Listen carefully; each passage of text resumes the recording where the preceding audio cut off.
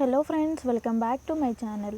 మామిడికాయ రోటి పచ్చడి కోసం ముందుగా ఒక మామిడికాయ తీసుకోండి.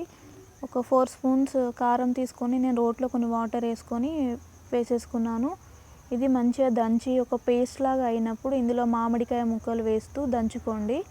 మెల్లగా దంచుకోండి, కంట్లో పడుతుంది.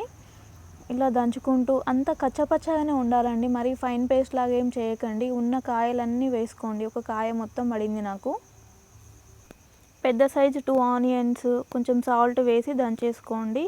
ఇందులోనే కొత్తిమీర వేసుకోండి. కొత్తిమీర పచ్చిగానే వేసి దంచండి, ఫ్లేవర్ బాగా వస్తుంది.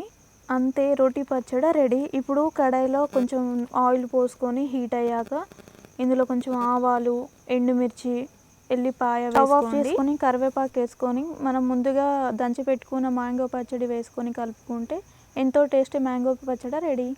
మీకు కనుక ఈ వీడియో నచ్చితే లైక్, షేర్ అండ్ సబ్స్క్రైబ్.